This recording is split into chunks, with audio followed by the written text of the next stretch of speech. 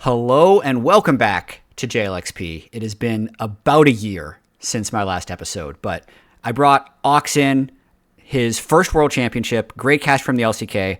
The origin of this idea was oftentimes I'll do worlds prep calls if I'm working the event where we'll just like swap information between casters from other regions. And I thought like, what if we just streamed those calls or recorded those calls for a podcast? But the tweak this time is I actually haven't watched like that much LCK this year because of the baby and because I've been so busy. So I figure this is a great time to just catch up on the LCK, but also make a podcast. And Aux, like, thanks for being here, man. How are you? I'm good. I'm happy to be here. I have some boxes in the background. You can see You don't because we're say. moving I soon. have some boxes Yeah, too. we're We're box not we're buddies. not moving. We just have boxes. Oh, So don't be ashamed of your what's in boxes. the box? I'm That's wondering. actually, I think it's dog food, but I'm not Oh, sure. I think it's just dog food for later. that's a surprise. Yeah, my fiance packed those. I don't actually know what's in those boxes. And Okay. they're right behind me. Mystery It's a boxes. surprise. That's awesome. Yeah.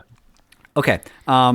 First off, if people aren't familiar with you, I want people to be a little more familiar with you. You have cast the LCK for how many years now? It is now it's like 2.5 years. I've done Yeah, like 2 full years, and then I did like half a year. Is that correct? Why am I doubting myself? it's I feel like close.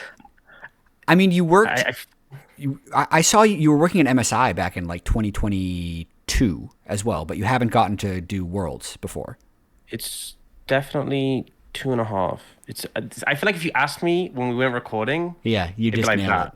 Yeah, But the second I record, I'm like, wait, is it? Yeah, it's 2.5. 2.5 years. So I came in 2023, and I was a little late because of my visa. So yeah, I came in around like just before, like just at the end of spring. So it's been like 2.5 years. And before that, I was on the LPL for yeah. about a similar amount of time. And then before that, I was working on the NLC and like the UKLC and E Masters and stuff within Europe Yeah. and things like that. But you're still a pretty good player. Like you were a really high level player before casting as well. So I used to play support for XL before they were in like the LEC. So we actually won the UK National League, and they got a spot in EU Masters. I've a lot of people probably haven't seen me play, but I've played with a lot. I played back when I played against Cadril when he was a player still.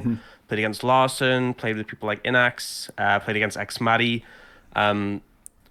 I was okay, compared to like a lot of the players that I commentate. I wasn't that good, Sure. but I was decent. And I try and get master every year, still. But I'm okay. Have you I made played it? support, Have you made which it in yeah. Korea to master? Yeah. So my first Okay. month when I arrived in Korea, I got to master with like a 66% win rate. It was pretty Nice. fun.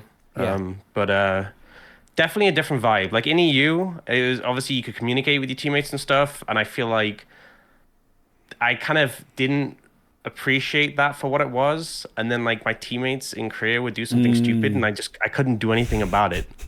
I'm just like, there's nothing I can do to fix the situation. And if I start saying anything, it's just like it's not gonna solve any problems if I start typing in English. It's just Yeah. gonna cause more problems. So I just have to like, you have to lead with pings and play. That's the only thing you can do. Nice. Okay, that's great. I love giving casters a chance to talk about like how they became a caster, which for a lot of them is like, by the way, we used to be really, really good at the game, but people never realize that. You just talk about it. I feel like it gives you more credibility when you're criticizing something because like the game really well. One thing I really like about your casting is so many of the minute like skill interactions and champion interactions, which I think can be really helpful. But we're here to talk about the LCK. 4 teams, 3.5. 4 teams qualified for Worlds because technically T1's in the play-in. GenG, Yeah. HLE, KT, and T1. If you were to just take those 4 teams in a vacuum, not have the seeding predetermined, but you're ranking them based on who you think is the best team, where would you rank them? Um, Honestly, I feel like it's really hard to say because I think based on where we finished playoffs, it's probably GenG, HLE, T1, KT, because KT really on the latter end of playoffs has kind of bombed out, and but also it's so weird because like going into playoffs, T1 looked very clearly second, and then HLE like stepped up, and it's just, I mean, our playoffs was just crazy. Like I just can't even begin to describe the situation we ended up having and how that came about. But Yeah. I think KT really just them getting third was just the most KT thing ever, the most hilarious thing ever, and also still kind of unbelievable. But it Yeah. happened. Walk me through what happened because the third split of LCK was a little strange. End of split 2. Well, split 2 was like the start of split 3 because they were doing the whole road to MSI thing. And Yeah. then you got group good and group bad, which were named differently, but it was essentially top Uh, 5 and bottom 5. Yeah, so we we had the gameplay group and we had the culture group. That's what we called Okay. them, because the legend group, all the matches were like I think if based on like if you predicted them, I feel like the rate of predictions you would get would be like 97%. Because Like Legend was the top almost 5 teams. yes, Yeah. like there were almost no upsets. I think we throughout the entire of the legend group, I think we got one upset, which was eventually KT beat T1. Everything else was just like GenG beat everyone below them. T1 lost to Actually, GenG and T1 exchanged blows once. That was so that GenG and T1 beat GenG once, and then KT beat T1 once. And other than that, it was just like you beat who's below you, and that was all that happened in the Legend group. And Wow. then the Rise group was just a fiesta. Like everyone beat everyone. We very early on got like the Circle of Suck, and it was all crazy and it was all Yeah. manic. And so it was weird because like our expectation going into that was like, oh, the Legend group is going to be great. We'll get high quality games. It'll be really fun to watch. And it was just a lot of stomps. And it felt like because of that, when we were looking towards playoffs, the expectation was, okay, we know who our top teams are. It was like GenG are number one, T1 are pretty close, but then number two, HLE, it's a gap. There's a big gap between T1 and HLE, and then there's another big gap between like HLE and KT, and then another big gap between Nongshim. It looked like very distinct and very clear. And then playoffs happened, and Yeah. we realized that like that was not how it was going to play out at all, even slightly. Man. But it's so there was triple round robin Yeah, in triple inside round the robin. groups, right? Triple round robin best of 3, Yeah. which is it sounds crazy, but when it's only 5 teams, is not an absurd amount of games. But I mean, so Yeah. you say that playoffs weren't at all what you expected, but the 4 teams that made it were the top 4 teams from the Legend group. Yeah, it's just the manner in which we got here. So Because, what was give me the biggest surprises? Because I know there was the fact that GenG T1 played in the 4th place match yes, was so ridiculous. GenG picked KT to play and then lost to them. Yeah. 3-2. But it's which was just logical like, it's logical they would pick KT because they should have been yeah, the 4th 100%, team. like 100, Yeah. 100%. And no one predicted KT, which is also like if anyone like because I feel like it's one of those things where like you can have a prediction where the outcome is correct and your prediction is wrong, right? Like Yep. that's what I believe. And like no one could have predicted KT winning that series because there was no evidence to suggest that they were going to win that series, and then they won that series. How do you And, think they did it? What was your standout? I think it was a combination of an underperformance from GenG, an overperformance from KT. I think there were some weak points on GenG that had started to show up but hadn't truly been punished yet. And I also think that like KT just hit at like the right time. I also think that like the strongest points off KT kind of came up against like some of the weakest points on GenG, specifically like the jungle. Like I think Cuz was really like popping off, and Canyon has been a weak point on GenG, and so that really clashed. It was also like the fact that like Chovy had a really big underperformance, and like that's not something you can normally say, but he just did. So I think it was like really like mid jungle. There was a big disparity in that series, and I feel like after like you can have a close series against GenG, but they still win, and that happens. But I feel like for a team like KT to beat GenG, it takes like both teams have to move for that to happen, for like KT to come out ahead. Was it that I was also, 5 games or was it a 4-game series? it was 5 games, yeah, Yeah. 5 games. I think I saw game 5 of that BDD game 4 or 5. BDD had like an insane Cinder game within that, or was that a different series that I'm thinking of? That one. Let me get it up because I don't remember off the top of my Yeah. head. The nice thing about being on computers is we can check Games of Legends and Leaguepedia. Yeah, so a 5-game That series. one was the Did BDD had a Zone big one. series there too, as along with Chovy, right? That was the one where The one where they won, where they had, so you had a Lissandra game and a Zoe one were the really big ones he The had. Lissandra game. Yeah, yeah. I So remember that that a I bit. feel like part of it as well. So some of the weaknesses I think GenG have kind of displayed is they have some drafts which I see them, and I think for any other team I'd be like, I don't think this is a good draft, but GenG are proficient enough to kind of like the win conditions are narrow, but they're proficient enough that they can kind of make them work, you know. I think something I've been critical a good amount so far this season is like team compositions where like they have very limited carries. And it's like you have like one carry or 1.5 carry, and the enemy Mm. team has like so many threats, and it's like really hard to execute. And I feel like GenG really likes these comps, and they kind of make them work because when your carries are like ruler, you can make it happen. But I think sometimes like GenG have thrown up these comps, and I mean even happened in finals, right? Against HLE, they did this comp which was just I hated it so much. It was like the only carry was Ziggs. It was like Ziggs and four melee, and it was like Mm. Galio mid, Cassante top. I'm like, it was honestly unplayable. Um, but I feel like they do these drafts, and if it was any other team, I'd be willing just to like immediately say this game is unplayable. But they often do kind of make it work just because Yep. they're so good. Yep. And I think they really were punished for some of these drafts in this series. And I think KT, so I think that was an aspect of it was some sharper drafts from KT. I think obviously the mid jungle was a big aspect. But like, you know, I think a good example was like game 4 and 5 really stood out to me because that's where like KT got two in a row. It was the fact they had like this Zig Zoe combination, and GenG really didn't have a good because like to that with the composition that GenG had, you had to close distance, and all they had was Kiana Blitzcrank, which is just not a reliable way of closing distance. And Duro, like he would find a hook sometimes. Like Duro is great on Blitzcrank, but like he would grab someone, and there was a moment he even grabbed BDD and they killed him. But then that didn't actually solve the problem Right. because BDD died, but Ziggs is still up, and it just kind of continued. And even then, that was like one of the better grabs off the game, and like the other times, it just didn't work. Yeah, And I'm then seeing that draft. Kiana, Victor, Corky, Blitzcrank, and Poppy was the GenG side against Renekton, yeah, Nocturne, Zoe, Zig. So just like a huge amount of range. And then Nautilus. yeah, and again, like KT's comp is also very very volatile. Like I feel like having I've seen Zoe Ziggs drafted. Like I remember top esports have drafted this before. It is a little volatile, but like BDD Zoe was just absolutely absurd. Like he'd land the Sleepy Trouble bubble, and then Doc Down would just throw the ult on top. It was crazy. And then the game 5 one I find really cool as well because we've seen Wukong Annie be like so successful in the LCK, but Annie was taken out by Fearless, and so. Mm, I often feel like when we get later in Fearless, we see a lot of engaged tools gone, right. just because of the fact that like you know a lot of the engaged ports are gone available. Like you can see in this one, right? We have a Maokai support in it because a lot of the typical engaged ports Which, are which, gone which one? in the game 5 from that Oh, series yeah, in the game KT five. Yeah, Genji. I see it.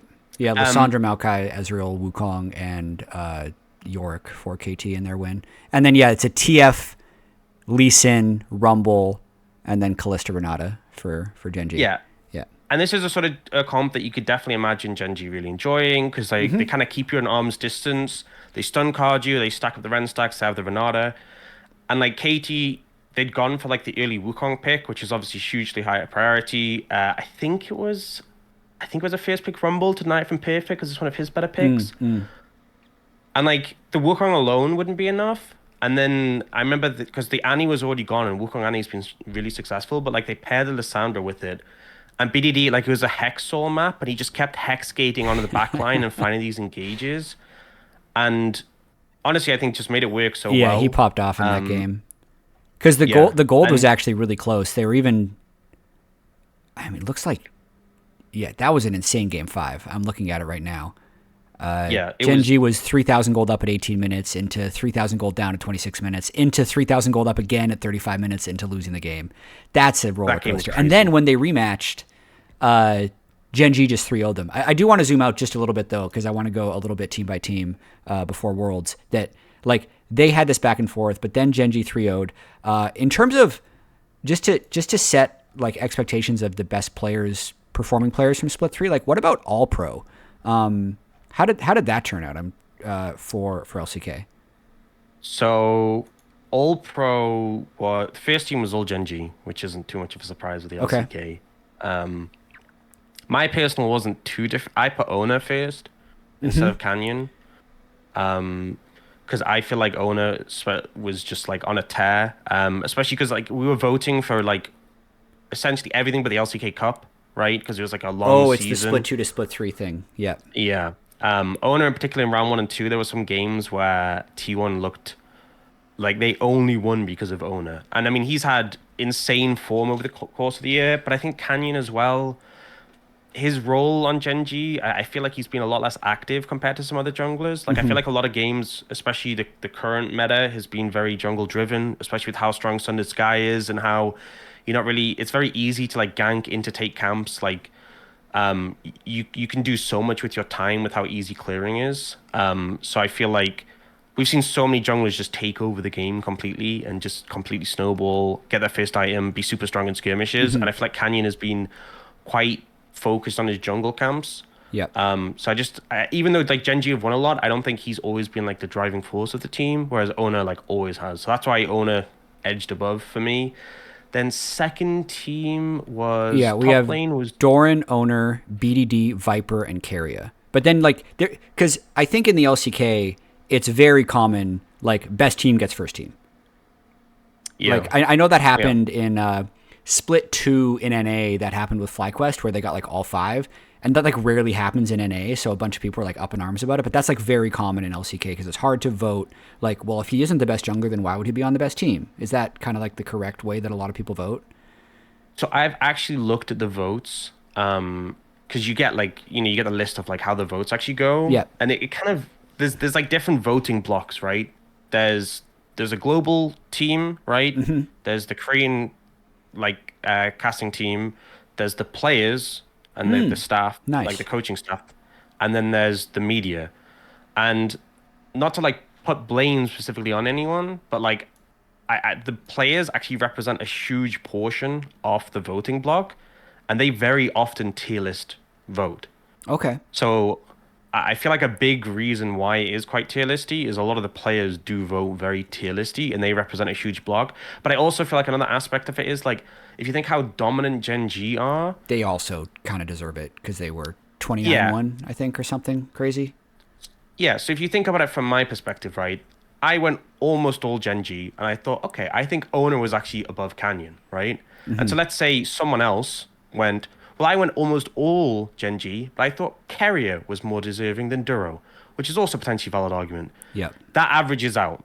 Over all the votes, that just averages out to Gen G just get first All Of Pro course. because like even if, and I feel like oh well I didn't put all Gen G first All Pro, but I pretty much did, and it Yeah. just ends up averaging out. I think that's the problem because like Gen G dropped one series in the regular season over a super long season, so I think it's very hard. And I think especially when it made it more difficult, I think it's even harder with it being a super long season. It made it so much blurrier because the way you got to think about voting is that like technically we're voting for round one and two, and then MSI happened, but we're not voting for MSI because that was separate. And then we're voting for round three and five. But like, how are you supposed to remove MSI from your memory and vote for like round one, two, and round three to five and pretend MSI? Because obviously you remember MSI, right? Yep. If I think back to round one and two, like how am I supposed to like forget MSI in the like? I'm obviously gonna try and ignore what they specifically did at MSI, but like when you think of like what these players did, it's like yeah, Yeah. it's hard to ignore. And I think Awesome. when you think of like these players over the course of the year, it's my view of them is going to be skewed with these tournaments. And obviously, GenG did very well at MSI, so I think Yeah. that's kind of what also plays into it. Awesome. So it makes sense. All pro, all five Gen G players: Keen, Canyon, Chovy, Ruler, Duro. Second team: Yep. Doran, Owner, BDD, Viper, Carrier, and then third team: Zeus, Peanut, Faker, Gumayushi, and Delight. So the only KT player in all three is BDD, and then the only Yep. of the like perceived top three player that didn't make it would have been Zeka because BDD jumped into the mid lane, and then Faker got the votes over Zeka for third team. Yep. And I think that was very deserved because I think BDD was an absolute tear. He actually got second MVP from me in my vote. Nice. Um, and also, if I'm being real, Zeka was just not playing well. Definitely weakest player on HLE. He's just not been in a good form. He really stepped up in playoffs on the latter end, but regular season was not it. Awesome. Okay, let's go down team by team. Is there a team you'd want to start with between like who's the most exciting team for you going into Worlds? We can start with them. Who's the most Like, who are you exciting? most curious about how it's going to show? Whose games are you going to be most excited to watch? Um, Probably, I think KT are probably the most exciting just because I have no idea what's going to happen. Okay, I so have no let, idea because I think everyone else is like GenG is strong, HLE are pretty strong, T1 or T1 at Worlds, like, well, yeah, what as am I long as they supposed to make it, say, as right? long as they win the Yeah, play-in. I mean, I do think there's exciting. There's the Yeah, exciting day one thing. I do have thoughts about that, but I yeah, think KT are probably they're the wild card. Let's be real, and they're yeah. third seed somehow. So All right, so yeah, KT, perfect top lane, Cuz jungle, BDD mid, Doc Dam, and Peter.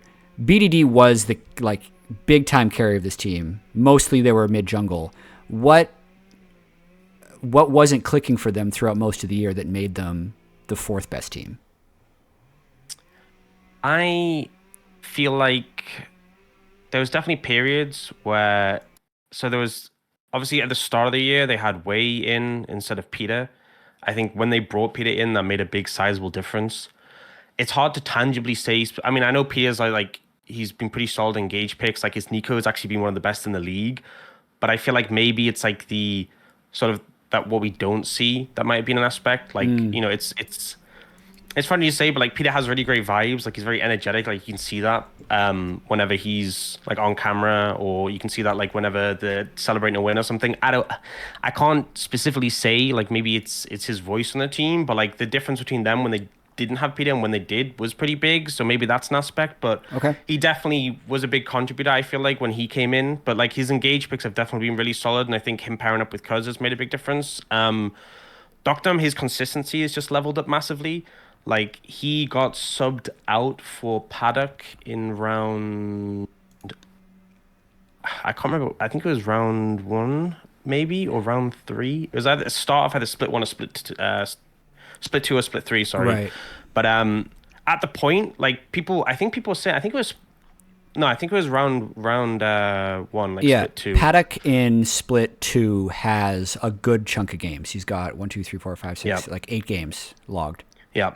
So I think like after LCK Cup, so they got absolutely slaughtered in LCK Cup by Nongshim, and people were calling for heads. So like BDD's the only good player. They're surprised that he was Cuz as well. Like Cuz looked lifeless, which was surprising because he's always looked pretty good because he was on KT before. They looked pretty great when Cuz and BDD were together then. They obviously got like that first All Pro and they were first in the LCK then. He went to Quantum Freaks, which was definitely a downgrade in terms of roster, but he was the best player on that roster. And then coming back, he just didn't look good, right? You Right. know, Perfect is and still is the weakest player on the team. But like Docdam, he just looked terrible and he got completely he just didn't show up at all in that series. So people were calling for him to be subbed out. And it's crazy to see where he is now in comparison. Because even though like BDD is like the primary carry for this team, Docdam has just had consistent performances where he's just shown up, particularly in team fights. And I feel like obviously there's a lot of games that they wouldn't have won without BDD, but there's no way they would have won against GenG if like the rest of the team hadn't just started For sure. existing. Yeah. I think as well, there's definitely I think some of the drafts have been varied. Like I said against GenG, they had like some really good drafts. I felt like some good reads. There were some ladder ones in playoffs where I was a little bit confused. But I also think like some of the tendencies in game have been a little odd at times. I feel like their form has been so varied over the course of the year. One of the things with Perfect, I think like I said, he's the weakest player on the team, but I feel like they leave him out to dry so often. Right. Just And I like think more teams, weak side than he should be, and he just gets screwed in the yeah, game. oh my God, like sometimes I'm just like, he just gets absolutely brutalized, and it's like you never know what's going on within the team, like because at some point you're like, brother, you just shouldn't be there, but at some point you're Yeah. like, why like there should be a call from the team or there should like something should go on like what is going on with the team that he's being left like why is he there why is he being left on that side of the map why is he not just like recalling or backing away or why is the team giving him no assistance in the situation and as well what happened that was really weird and again it happens so often I'm wondering if it's like a team call because he is one of the younger players on the team but there's this really weird thing where when it gets to like the later stages of the game, like past mid game, he will just start like over grouping. and to the point where he like stops farming. That makes sense. And you may think if it's on a pick like Scion, I mean Scion because like Scion still needs farm, but like on a tank you're like, well, it's less of an issue. I've seen him do this on Rumble, and I'm like, brother, you need like something because he'll be on Rumble and he'll hit like an item and a half, and then the enemy top lane is 100 CS up, and I'm like, because he's just like, grouping 24/7. But like, I don't even know what he's doing. Like, I've watched the game and he's kind of just like hovering in the general vicinity, and I'm like, you should be catching side lanes, and like they'll send someone else to do it.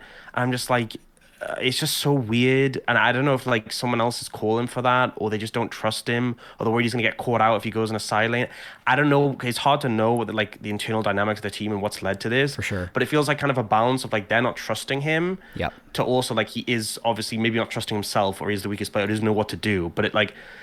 At times, he has really felt like a liability, and I feel like it's a combination of like, because to me, when a player is a liability in a team, there's obviously they have to take some personal accountability, but also when it's like such a new player, like it's on the team too. You live and die as a team, so I feel like they have struggled to incorporate him to an extent, but there has also been some series where like that hasn't been as present, and he's been able to hold up, and obviously they've been successful. Like that makes sense. In playoffs. Like they won a series against GenG who have Keen, and you can't do that if Perfect is a liability. Well, his laning phase sounds like his laning phase is solid, but then as the game progresses, BDD is probably taking any time it's a good side lane or fat wave, BDD is probably taking it, and then Perfect is just like there so the team doesn't lose in a 4v5.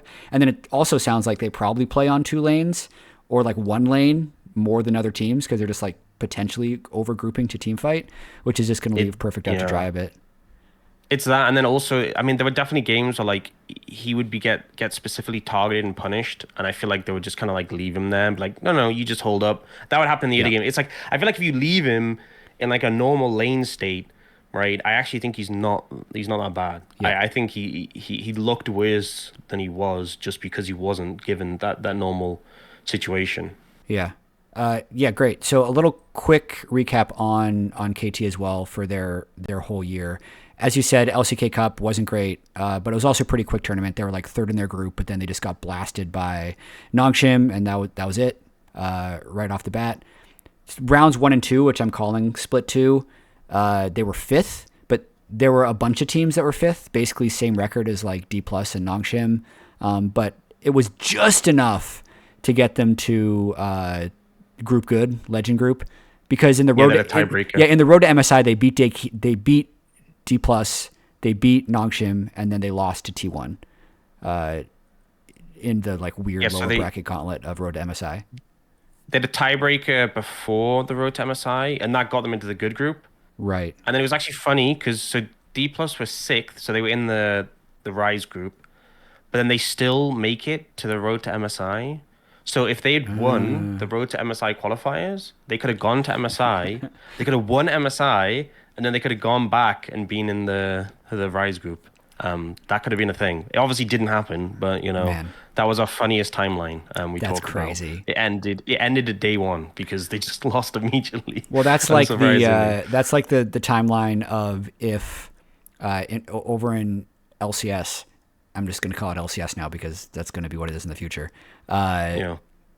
If Disguised would have like beaten Cloud9 in the game 5 that they lost and then just like managed to somehow qualify for Worlds, they would be playing in the promotion tournament right now before going to Worlds because they would still have to play to keep their spot. Oh, yeah. Even if they had qualified. So like they could have then lost that tournament and then still gone to Worlds. That would have been the most ridiculous timeline. It's like, not in the LCS next year, but here we go. They're our number 2 seed or something like that.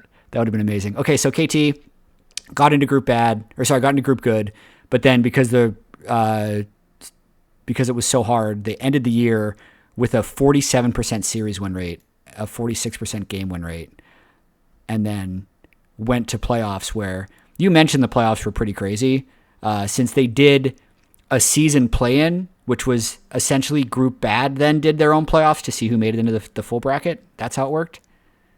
Yeah. Man, that was you played a lot of best of 5s. Just an unreasonable amount of best of 5s. Yeah, then they beat BNK 3-1. They had that upset against GenG. Then they just got swept out of playoffs. So 0-3 to HLE and 0-3 to GenG.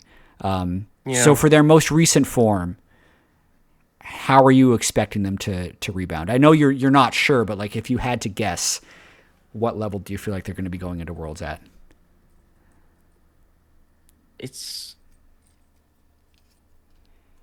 just difficult it's really difficult to say because again, like they have had such up and downs throughout. Because again, like when they were in the Legend group, they were getting trounced, right? But prior to that, because they were eighth at one point when they came in when we started it in Split 2, they were eighth at one point, and then they had like a massive resurgence which got them into the Legend group, Right. and they were actually just winning. They were doing really well. They even like they were getting a lot of wins under the belt, and they looked pretty promising. And I just feel like in KT fashion, they're just super unpredictable. I think there is a decent chance they could make it out of Swiss, you Oh, know. for sure.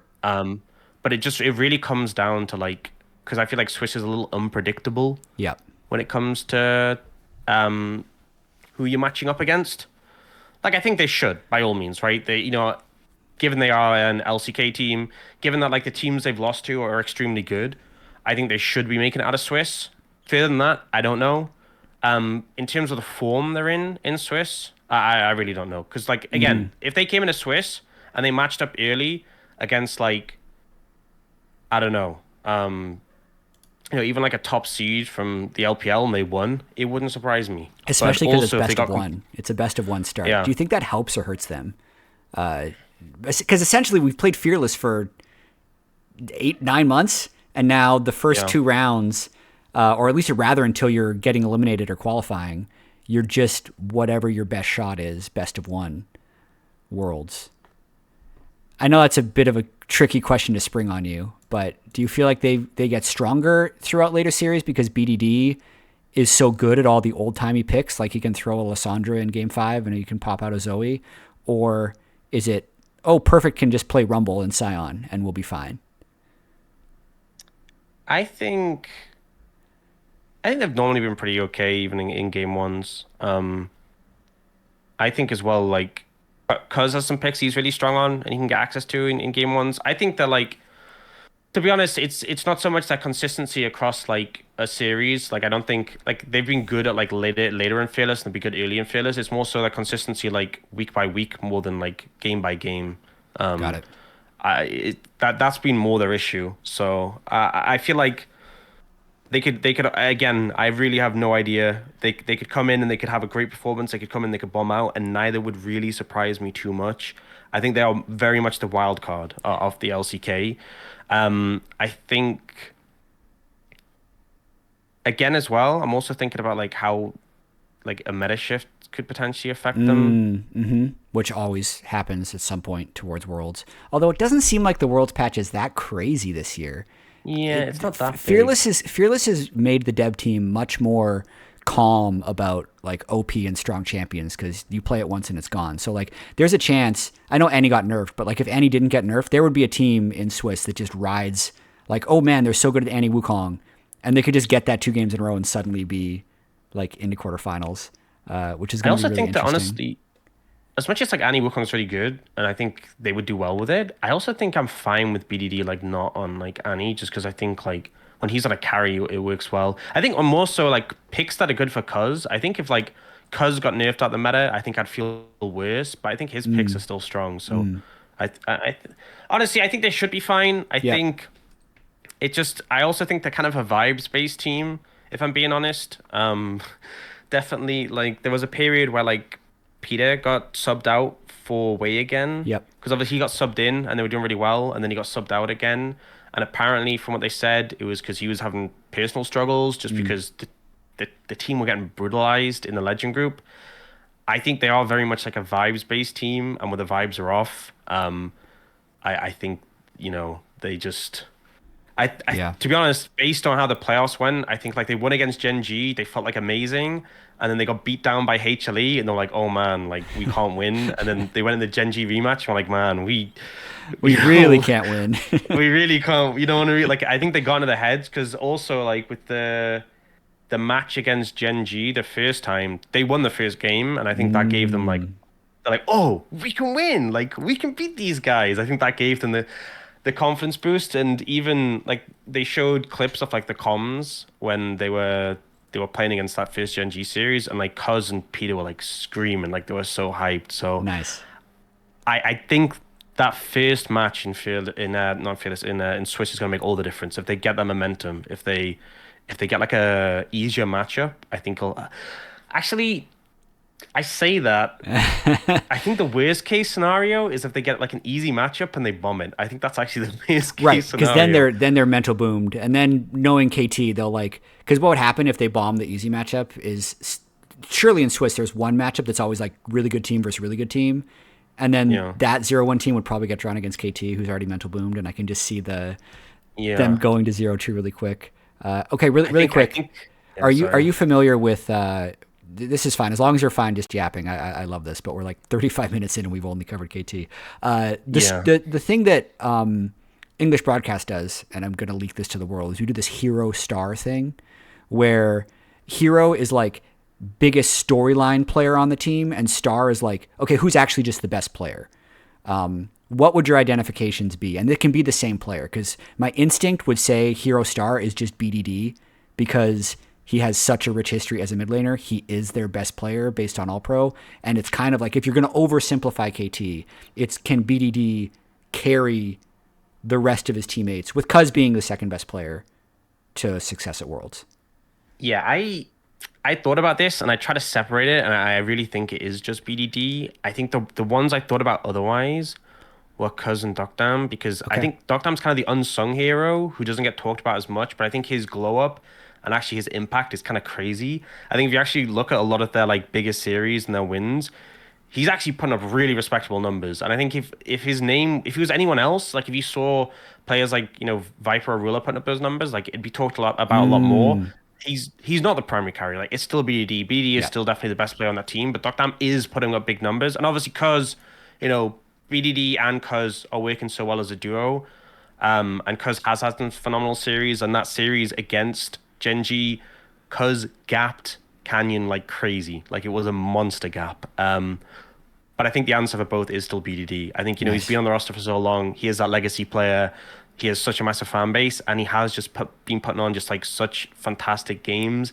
There's even like, there's even people who are like ranking him above Chovy, which is like a crazy take.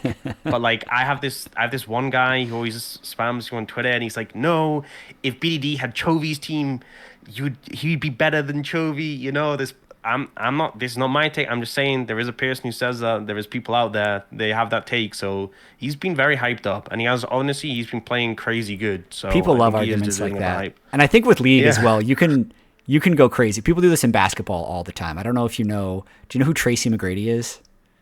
I don't know You know ball, I'm basketball at sorry. all? No, it's fine. It just he basically has been going on this podcast spree where he's just like comparing himself to Kobe Bryant, who is he won 5 NBA championships and is considered like one of the best players ever. And he's like, I mean, just put me on Kobe's teams and like, come on, like I would have won the same amount. It's like Yeah, he has yeah. zero titles, like zero titles as McGrady.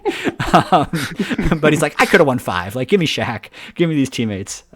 So I love that BDD Chovy take. Let's move on. Let's move on to the next team. Let's do T1, just because they're Okay. by far the most popular team in the world, and at the same time, if they lose 3 of their first 5 games, they're not actually going to be at Worlds. You know, I'm just gonna say it, right? Yeah. Because my personal opinion is they're going into that series as the favorites, right? I Yes. think it's pretty obvious they're going in the series as the favorites. But my view of T1 is they are a team who scales over the course of the tournament. Like I feel like they go into Worlds and they're not the favorites going in.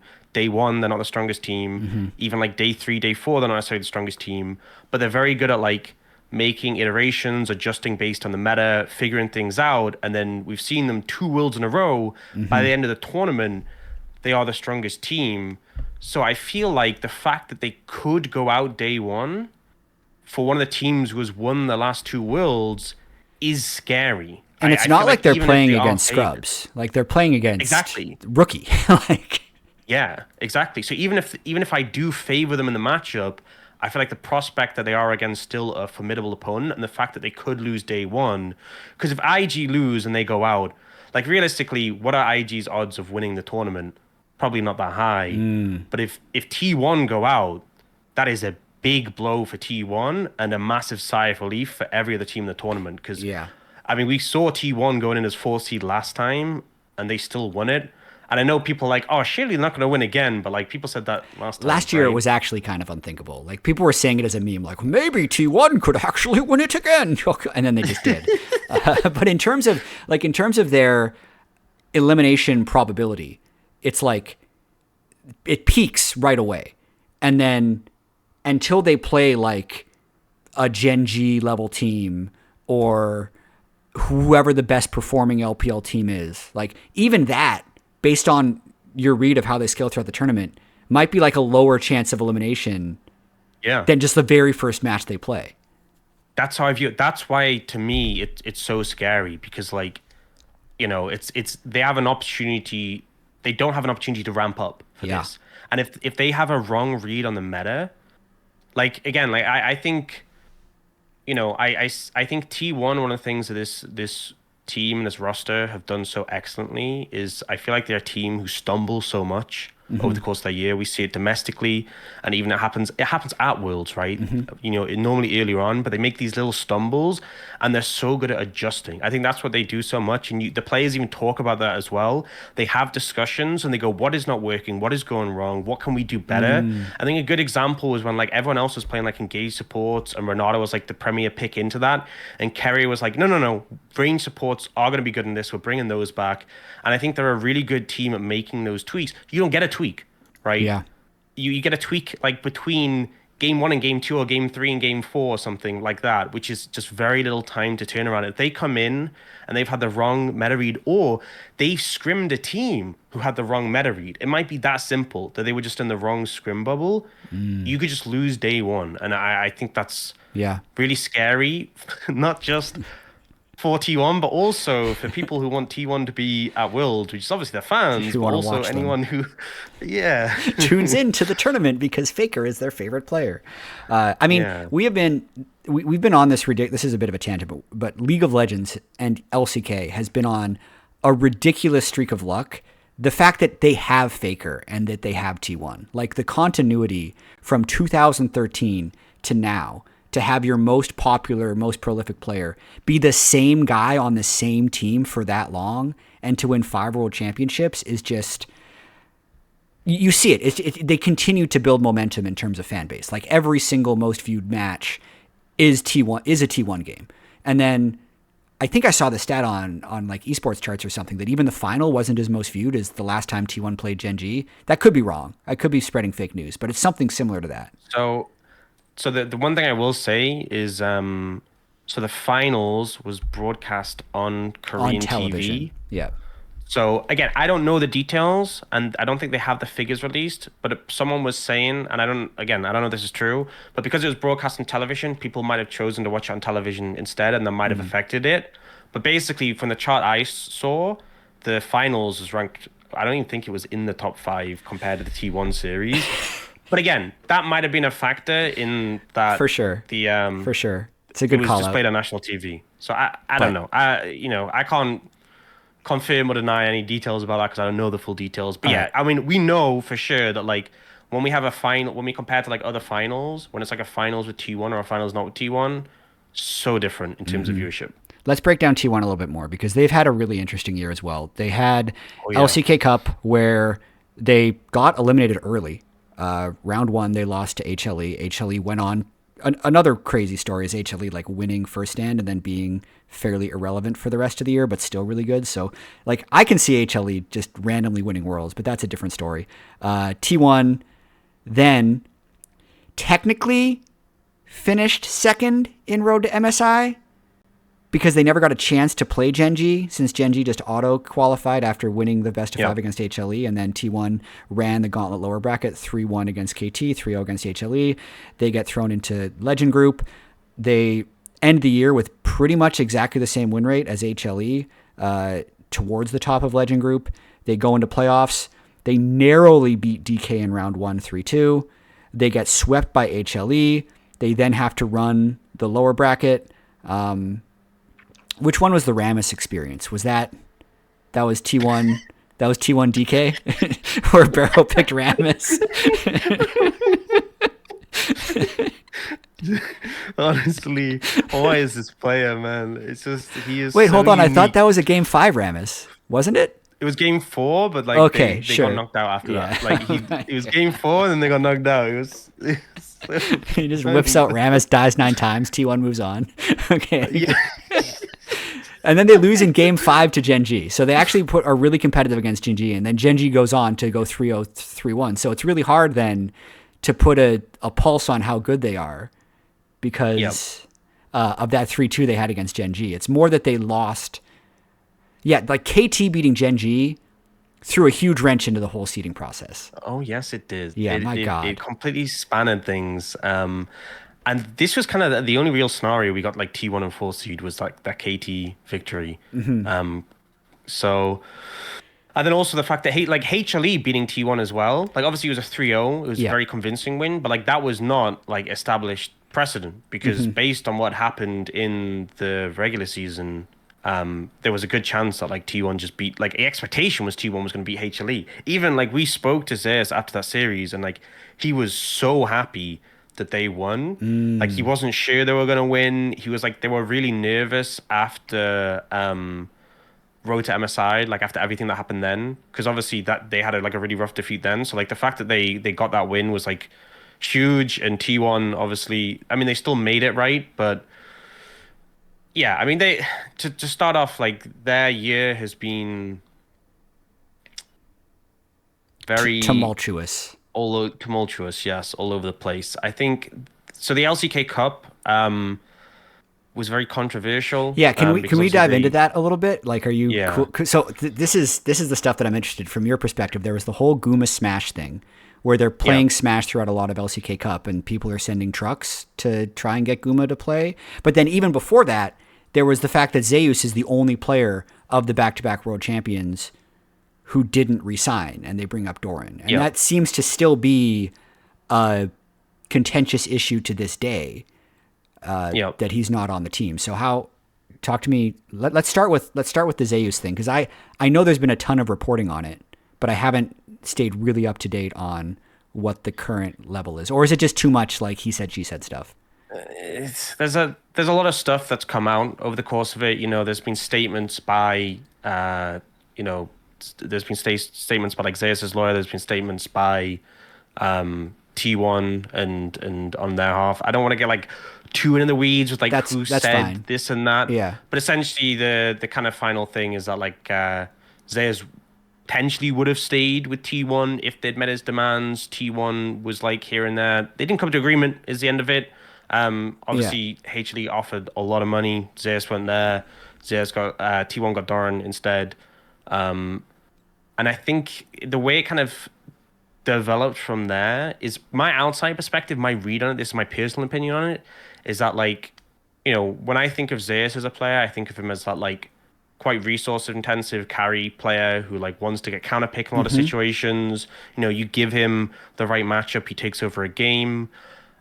My read on Doran wasn't that, right? Especially you think of coming into this year, we just seen like last year's World Championship, Doran really underperformed on HLE. Yep. I think that series that they had against BLG, he was the worst player in that series, in my opinion.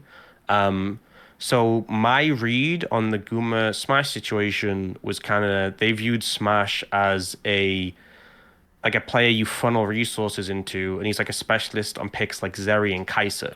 Oh, interesting. So kind of like, because picks like Zeri and Kai'Sa haven't been picks that Guma has really played. He hasn't like lent into them that much. And the way T1 have kind of played with Guma is he's kind of been very independent more so.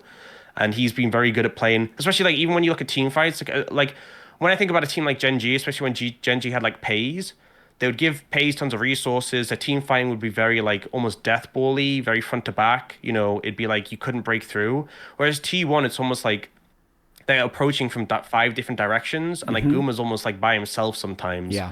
And it felt like T1 wanted to go, okay, we're gonna try like we'll have like a hyper carry, 80 carry, or we funnel resources. You play Zeri, this is what we do.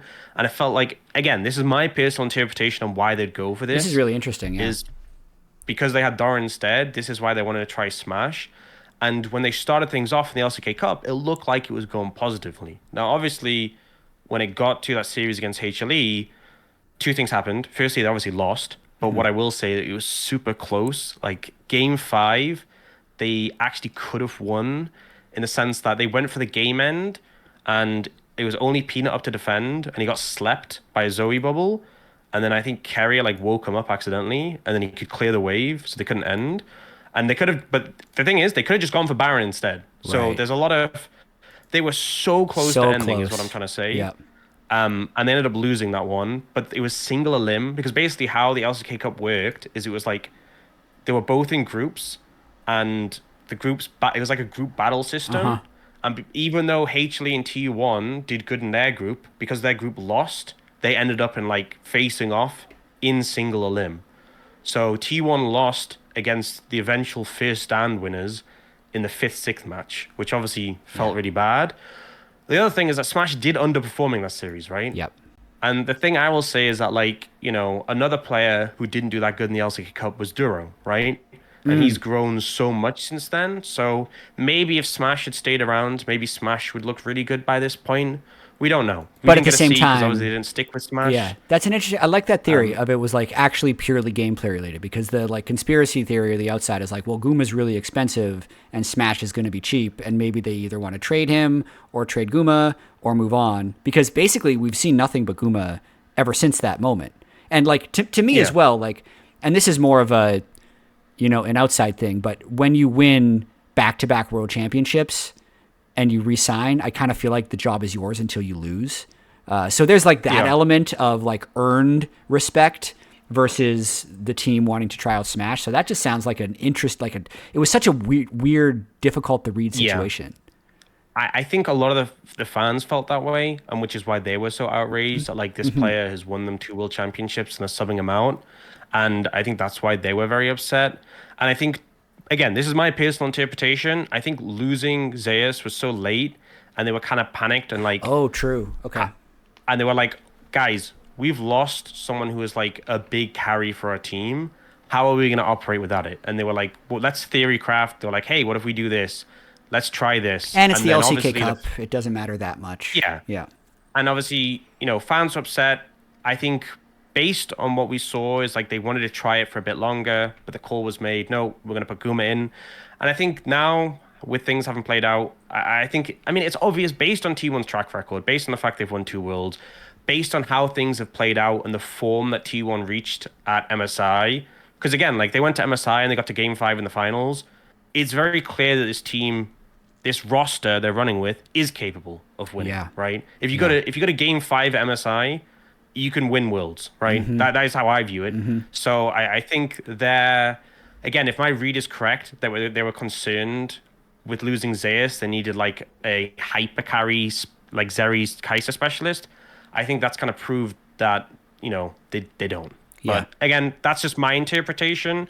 And obviously the fans were very upset, but yeah. And then on top of that, they didn't even know in Split 1, even though Split 1 was fearless, the Split 2 and 3 were going to be fearless. So like if you wanted the hyper carry player, like that's actually more feasible without fearless. Whereas now you're going to have to kind of be able to play everything anyway, and maybe Guma is better at that. That's really interesting. The other thing that's super interesting to me about T1 is they seem to be good domestically, but great internationally. And yeah. exceptional at Worlds. Like, they don't win MSI pretty much ever. They made it to finals. They've won back-to-back world championships, but like, I'm trying to remember, like, when's the last time they actually won LCK? Do you know? Was it like 2022, I think? Yeah, because 24... Yeah, I think it was 2022 spring off the top of my head. Oh, I'm right, actually. You're a beast. Look at me. That was before my time as well. So they didn't win they didn't win this year, any splits. 24, they didn't win any splits. Yeah, because it was, so they won 2022. But yeah, 2022 spring, they made it to MSI. Didn't win the MSI either. They lost in the final. Yep. they're just And it was like GenG had that big spree, and then HLE ended it, but T1 haven't been able to get it. But it's I think GenG, part of it is also GenG just domestically so dominant. Like it's just crazy. That's two sides to it, right? Obviously T1 do really well internationally, but also like T1 have had like occasional runs of form domestically, like even this year. So obviously LCK Cup, all over the place. Split 2 was a little rough, and then Road to MSI they came through, but like there was a period. So I think Road to MSI was really where they hit their strong suit, right? And we didn't get to see them go up against GenG, but they took down KT when KT had a lot of momentum because they just like kind of run their gauntlet. They'd won 2-3-0s. They took down them, and this is why I think Doran really came alive because he was a big question mark for the team. Is right, we have Doran instead of Zeus. He really came alive in that series, and then they faced HLE, which is also a big one because it's like you're playing against the player, the former who you lost, two-time world champion. and yeah, Doran got player of the series for that one, so that was pretty big for him. And I think then the concern after that was, T1 are always this team again, as you said, who perform internationally really well. Doran hasn't been that player. He's been kind of more like GenG in that we've always said like domestic Doran, but internationally he struggled. In fact, I think Doran's track record against the LPL prior to T1 was really bad. Like really, really bad. I can't remember specifically what it is, but it was like really bad. And then he goes to MSI with T1, and like for example, they 3-0'd BLG, right? Like against Bin. He had a great series against Bin. So I think that was huge for him specifically to have like a great series against the LPL to show up at an international. So that was massive. And then when they came back as well, during like round 3 to 5, during like split 3, T1's form was really good. And they hit that period where, when Spellbook got buffed? Yeah. And everyone started running Spellbook. Bard came hard into the meta, and Carrier just hit like god form, and they just started winning everything. They broke. GenG had like an undefeated series streak that was like super long because it like dated back all the way through MSI, and they managed to break that. And now they just permaban Bard against Carrier like all the time. Like he doesn't get to play it because he was on a massive win streak. I think he did get broken eventually, but like they don't let him have it anymore because he was in monster form. And I think that was the point of the year where I was like, where T1 was scariest. When Carrier was like in insane form. And unfortunately they couldn't maintain that towards playoffs, right? Which would have obviously helped, but it kind of shows what the team can be. Yeah. And I also think that it kind of, to talk, because I mentioned obviously Doran coming alive in internationals. He's also really, I think, been doing, because I think a question mark as well was like how he'd fit in with the team, because it's been this structure where we've had this roster been together for such a long time. He's the new piece coming in. How would he fit? T1 plays such a fast and loose style, and I feel like he's fit so well. It took him a bit of time really to get to grips with it, but he's really integrated well. I feel like he's playing a lot of carries and having great success on them. Yeah. He's played things like Camille, things like Ambessa. I mean, I look at his most played, and it's Rumble, Gwen, Jax, Ambessa, Jace, then Sion. Yeah. But like that's already 75 games on essentially carries. So yeah, he's honestly been having such a great year, and I think he was such a big concern point based on like how the year ended for him. Because again, I think Doran was one of the big underperformers from the LCK based on how that last series went for him at Worlds. And then obviously T1 was the team who won Worlds. So you mix that together, and it's like obviously really hard to step into this roster who are the reigning world champs. And it's like you need to match up to those expectations. And I think he really has grown into that role. And I think T1 are really happy with him, right? Yeah. I think even though they didn't win MSI, they were super close. And with Worlds coming up, I think they are happy with the roster they have at the moment, despite the fact that obviously off-season was a bit crazy, despite the fact obviously the 80 carry situation was a bit crazy. Well, at least Zeus didn't win MSI. That would have really thrown a wrench into T1 I fans. think that would have stung. I think Fear Stand did sting a lot. Probably hurt. And I think... Yeah, definitely hit a little bit. I think there was definitely like a feeling with Fear Stand. It was like, oof. I mean, but I like your description of how they've scaled up throughout the year and how Doran's fitting in. Because if you were to go back in time to before Worlds last year, snapshot that, and then compare it to this year, T1 is probably stronger now than they were considered then. Oh, way stronger. Yeah. Like much Yeah, yeah, stronger. yeah. Yeah. Like they barely made Worlds then. And it's weird to think that like obviously they nearly made it to a higher seed by beating GenG. The way it played out this time was very different. But like they it was a much more comfortable win against D plus this time around to make it through. But also like they scraped it against KT last time. Like it was close and it was not convincing, and they really just made it through, and they were not in great form. Whereas this time, like there was a lot of like I said, there was that period where Kerry was in phenomenal form, where I thought T1 right now are in better form than GenG. That was like the period of the year where I was like T1 are the strongest team in the LCK right now. They rank above GenG, and honestly, they look like the best team in the world. And it was brief, but like there was long periods where they were the second best team in the LCK, and even though obviously now they look like the third best team in the LCK, like they scraped into Worlds last time as like Yeah. just fourth. So I think they definitely look stronger than last time. If you were to take the year and break it up into like number of days you thought this team was the best performing team in Korea, is it like 2/3 of the year it's Gen G, for like 3 weeks it's T1, and for like a month it's HLE, or has it only been? Is that about right? That's about right. Yeah, Oh, it's nice. basically like um yeah, pretty much. I think D plus had a little bit in the LCK Cup. Oh, very start of There the year was where they're like they're the best very team. little bit. Yeah, yeah. That's There was a little crazy. bit where they had a little bit of hope, right? Where D plus were coming out with all these wacky picks, and they looked like the best team in the LCK Cup, and then they just fell off a cliff, Okay. and Okay. everyone gave up on them. Yeah. But Amazing. it was cool. It was cool when it Yeah. happened. It's kind of impossible to do Hero Star with T1 because they're all such famous players. But do you want to try and do that real quick before we move on to the next team? Yeah, sure. So I think for me, hero has to be Owner because I think like he's just been having so many like insane performances. I think like round one and two, I genuinely think they would have been cooked Well, so many matches for is him. Hero is like biggest story. Star would be best player. Oh, okay. And so owner, do you feel like is their best player currently? Yes. Nice. I'd love to see that. Okay. I'd love to see owner. So Hero's biggest story. Okay, then I'd say Hero is probably Doran. Okay. Yeah. We can throw Because out I Faker feel because like obviously Faker is always going to be the hero of T1, but like everyone knows yeah, him already. I feel like everyone knows Faker. I feel like Yeah. Hero's been Doran because of the glow up he's had, because he's had to step into this role, because of what I talked about before, because of the fact that we've had like um, him coming from an underperformance at Worlds into this roster who has such pedigree. And it's so funny. Like I've seen a lot of translations of him talking about being in this team. Like he's so surprised. He's like, "Oh my God!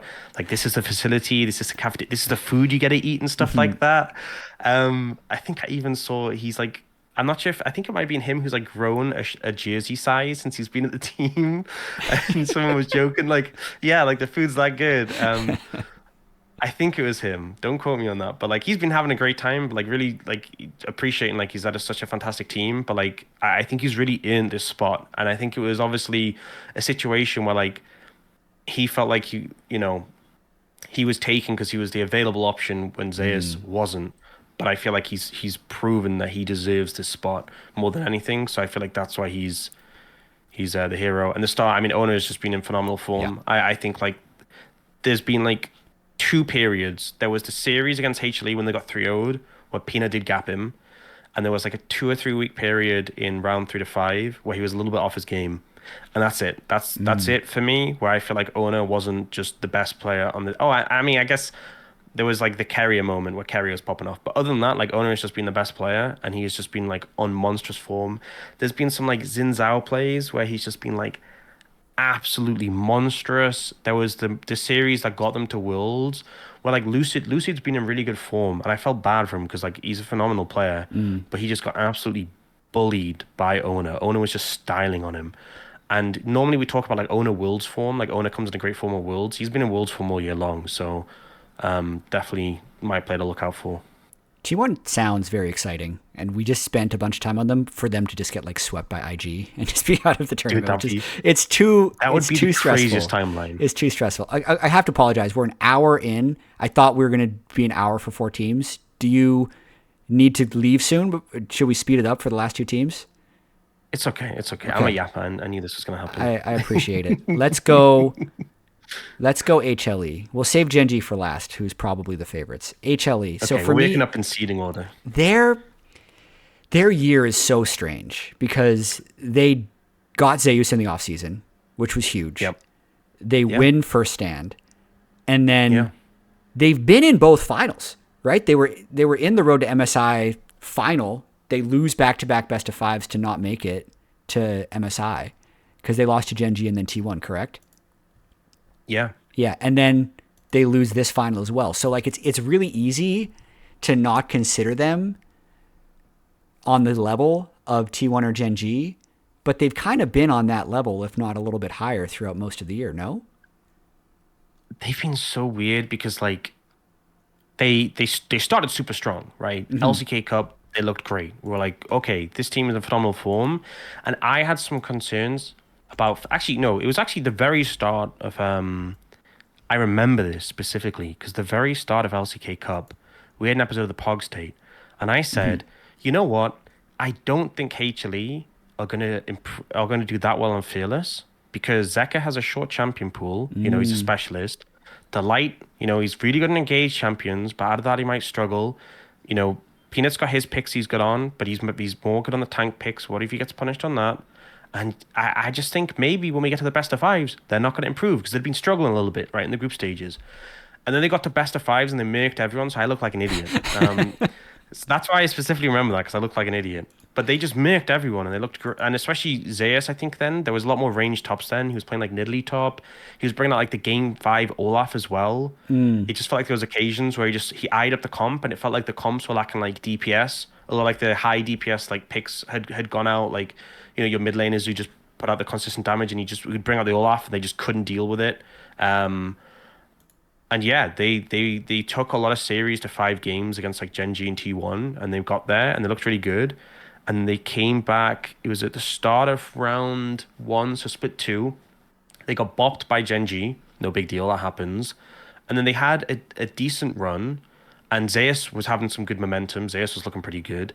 And then it was really they dropped a couple of series towards the latter end that they probably shouldn't have, which were a big question mark. But the main thing was they beat T1 twice. So it was double Yeah. round robin.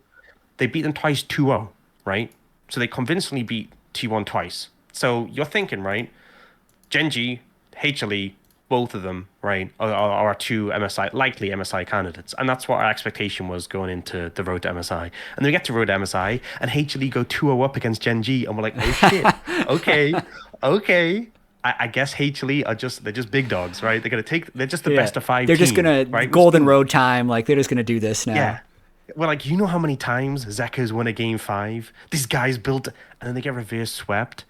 And it was like, that was crazy. That series was crazy. I think it broke them, honestly. I think to some degree it kind of broke them. And the thing is, we thought it broke them for the series against T1, but I actually think it like legitimately like rested on their minds for a long time. Because Yeah, that can happen for I sure. think yeah, I think as well, like Zeus and Zeka to me in that series against GenG were kind of like the big underperformance because I think Zeus wasn't as much so, but he kept getting outlaned by Keen.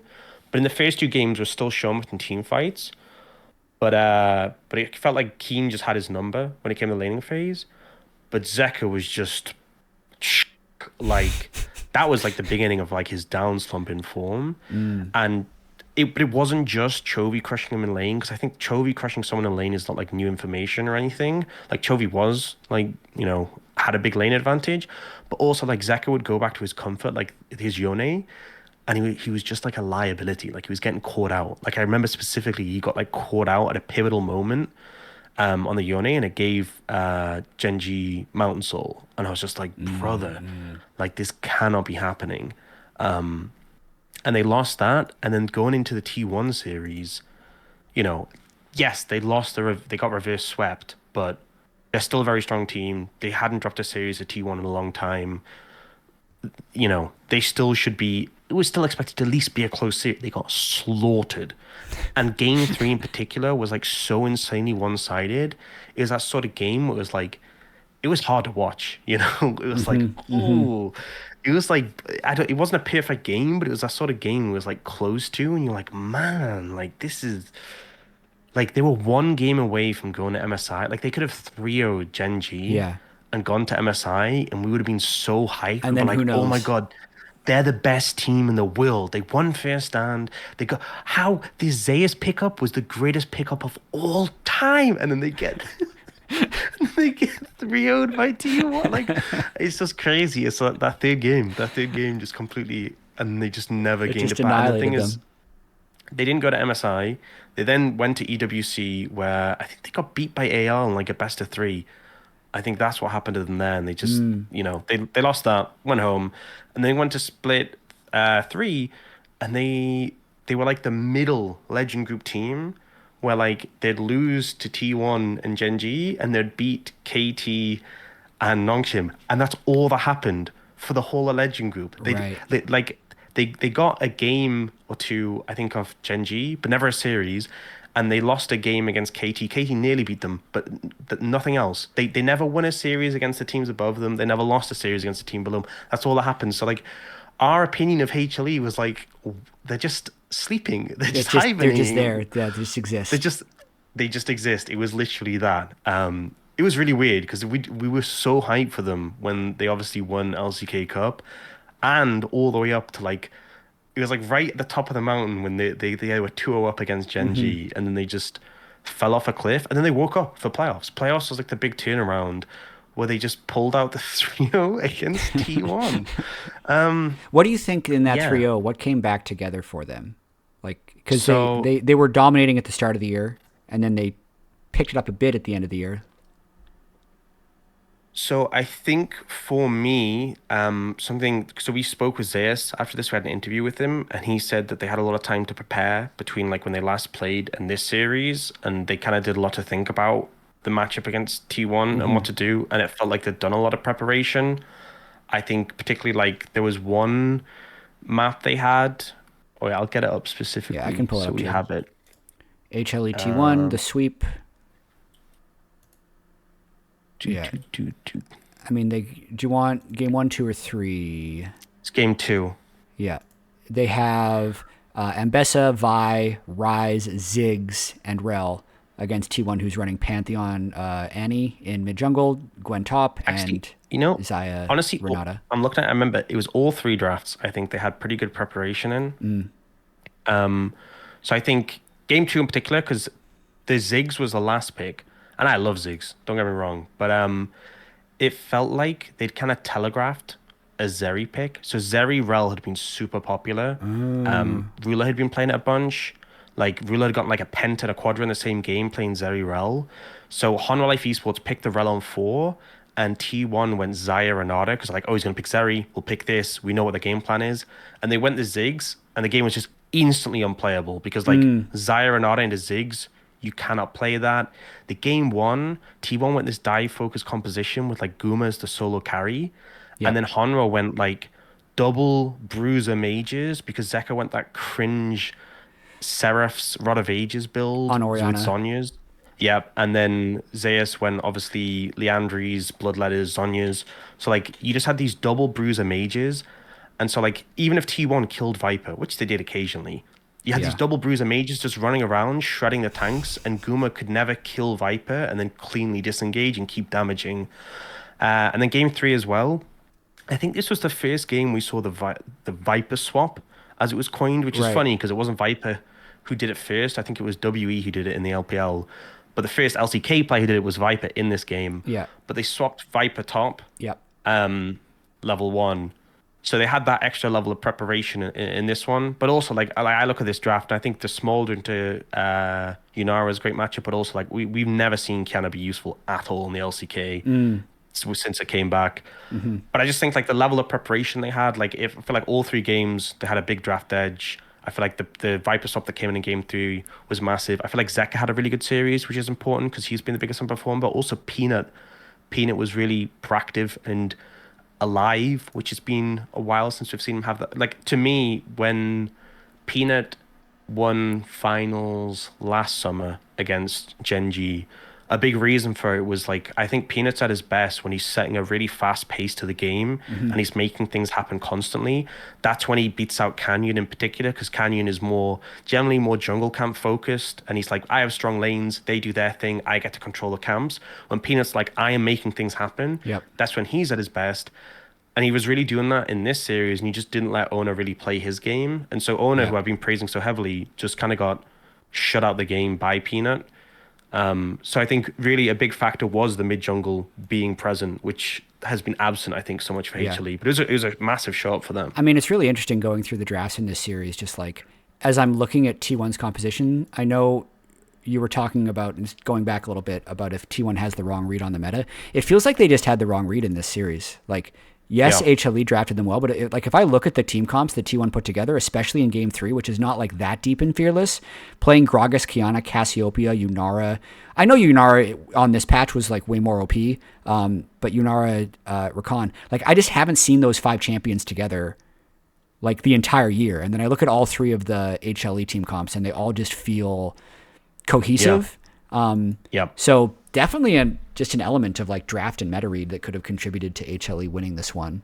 But that's a really interesting point. Would you say Peanut is another one? Because this is his last year. Yep. He's the poster boy of like dominate domestically, disappear internationally.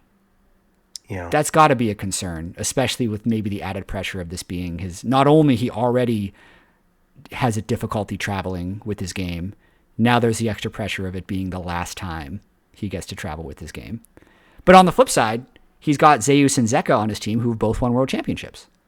So Yeah, I think it's a little difficult because he talked a bit about this as well. Because there was some interviews before the finals, how like he was saying like before this year, if like there was a tough loss, he'd be able to kind of like. Obviously, it's still like, any tough loss is going to hit, but it'd be kind of, you'd shake it off and be like, it's cool. Next year, we'll have another chance. But it's kind of been a bit harder this year because it's like, this is the last chance. So I feel like that will weigh a bit. And obviously, travel has been something Peanut struggled with, when he's gone to internationals, not able to replicate the performance. So I think it is something that's potentially a bit of a concern. And then the one thing I can say is that, like, he does have a bunch of superstars on the roster who have generally held up really well at internationals, The fact that, like, it's, as you said, Zeus, Echo both won, Viper who's won, Delight who's obviously, on his engaged picks being an absolute star. So I'm hoping that, like, they can be those players he can rely on. And, we've seen Peanut show up before. It's just obviously a struggle. But at least we know I know some players, I'm not sure, I don't think this is the case specifically for Peanut. I know some players, it's a lot about the food. At least I know you can get some good Korean food in China. True. So I mean, that's one thing. I think for me, I know I asked you this question before about who you're most excited about, and you were mentioning KT. I am the most curious about HLE because I feel like their ceiling at multiple times throughout the year was best team in the world, and they've reached that. And they've been, as you said, hibernating almost for 2 or 3 months. Yeah. But there's a chance that they just emerge with the right read of the meta, or the champions just like, I don't even know if it's read of the meta. Like Zeus and Zeka are players with specific strengths. So like if Zeka's champions are good, Zeka's going to be good. Even this split, like his most played are still like, oh yeah, those are the Zeka champs. Yone's up there, Azir's up there, Silas is up there. We've been seeing more Akali throughout playoffs. Like maybe he can pull that out a little bit more at Worlds. So I don't know. They have that ability to peak, which makes them really intriguing to me. Yeah, they are. I think they are an intimidating team because just that ability to peak is so high. And I think Viper as well. Viper had a period as this year where he was just putting on these insane performances. There's this play that is just like rent free in my mind where like Lehen's engaged onto him on Leona, and he was like next to a bard portal. It doesn't sound as good when I describe it, but he was like next to a bard portal and he was waiting for Lehens to engage on him, and like it doesn't look like he's waiting for Lehens to engage, but as soon as Lehens engage, he like slides through the bard portal before Lehens can cue him after the Zenith Blade. And then Lehens goes to the bard portal afterwards and Delight's went to the other end. But this wasn't like it wasn't like an isolated play. It was like in the middle of a team fight. Like it was in the middle of a hectic team fight, and he just slides through so smoothly. It was so clean. I think Viper's honestly, as much as like Ruler has on average been the best AD carry, Viper just does some plays that I look at them, I'm Yeah. just like, oh my God, like Like, what is how is he that? that good? Yeah, I think my only concern for Zeka is I think the thing that's really come out with Fearless is that like to me Zeka still is that specialist, and then what he's done is he's bolstered his pool with the meta mages, right? So like the mages that are core in the meta, like his Talia's gotten really good, right? And his Rise has gotten a lot better, and he's still so insane on these melee picks like his Silas and his Yone. But the problem is in Fearless, is you need more than just the meta mages. And I think players like Chovy or BDD have such wide pools when it comes to those mages that like it doesn't matter if you lose out on those core meta ones because you have so many more. But like if you go deep in Fearless, it gets a little bit tricky. And one of my concerns I've kind of had for HLE is if you think about it, right, in the LCK Cup, there's a lot of 5 game series, right? But then we go to Road to MSI, they went 2-0 up, and then they lost. Yep. And then they got 3-0'd. Yep. And then we go to this playoffs, and they got 3-0'd. Sorry, they go to this playoffs, and they won 3-0 twice. And then the only deep series they really had was, well, it was a 4-gamer against GenG.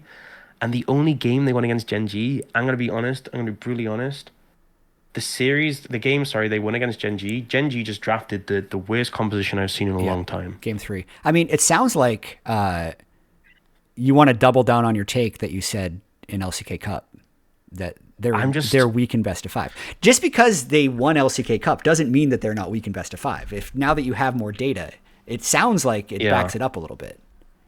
I'm just a bit concerned because we haven't, again, the only game that they've won past game 3 since LCK Cup was that game in the finals. Yeah, since first stand as well, but sorry, since first stand. Yeah, since first stand. Sorry, the only like game 3 and beyond.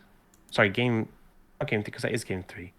I'm tripping over myself. They actually haven't won any after game 3 because that was a game 3. So they haven't won any beyond game 3. Wow. Since first stand. Man, there's some crazy Zeka stats that I just need to call out because when you're talking about his Talia win rate, I went to check. So yeah, Talia's has actually been his best champ this year. He's got an 87% win rate on Talia in 16 games.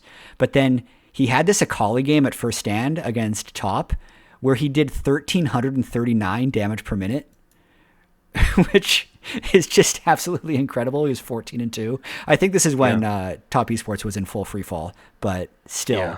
What a peak and valley player this guy is. I think that's the thing is like he's so good on his picks, and I just really worry that like if we go to like if you go deep at Worlds, I think it's unlikely. We haven't seen it for a long time. You're gonna like other than like the Weibo series against T1, but like the fact Weibo were in the finals, I don't even know. But like you're probably gonna face a strong team when you get to knockouts.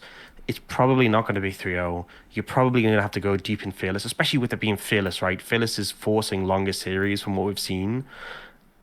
I worry about Zeka's champion pool, and I think it could be a problem.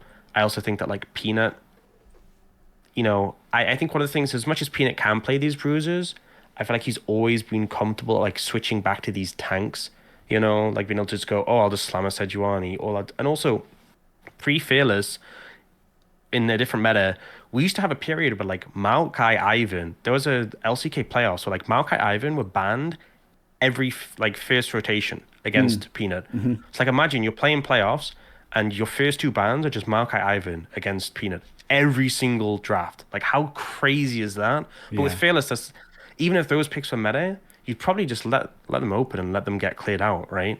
And I just feel like, that was my theory at the start of the year. Yeah. No, I like it. Maybe we'll see it come to fruition one way or the other when we get into Worlds, but it's still a worry because I feel like, again, we saw that data at the start and we haven't had the data. And again, we've gotten small sample sizes because they didn't get to go to MSI. Maybe if they'd gone to MSI, there were so many best of 5s there, I would have seen more. I don't think I'm ready to call it, even though we've seen them struggle against like GenG with a reverse sweep. I mean, but, you've convinced me, and I'm willing to say that Zeus, Peanut, and Zeka are all better players if Fearless doesn't exist. I don't think that makes them bad Fearless players, but I just feel like they are so insane when you don't get to permaban a champion they've already played. That's just, I don't think that's a crazy statement. Okay, let's do Hero Star really quick, and then we'll stop doing GenG a disservice and actually talk about the best team in the LCK. Okay. I think for me, so I think Star is probably Viper. Okay.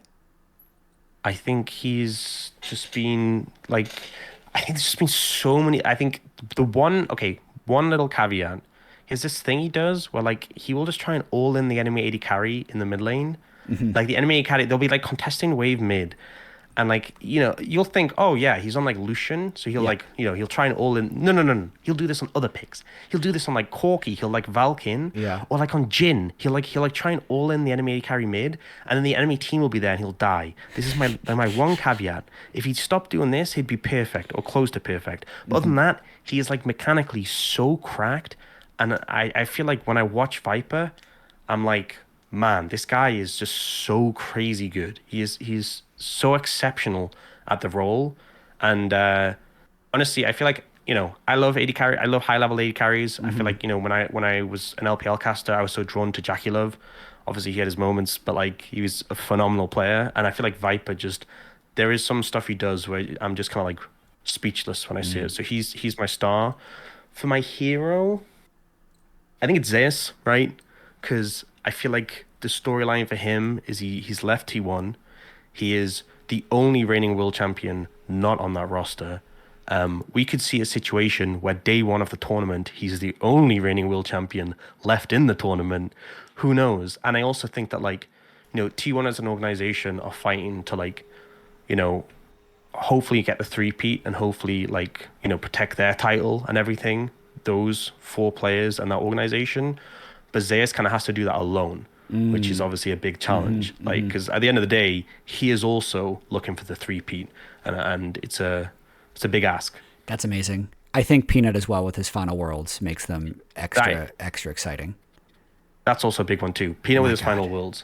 Honestly, now that you mention that, that's also probably the hero. That's a better hero. You've actually, They're both great stories. So this is the nice thing about doing a podcast is you don't actually have to stick to one. Okay, GenG. They are so good. I want to zoom out just a little bit though, because there's like this Chovy at Worlds. How has he not won Worlds yet?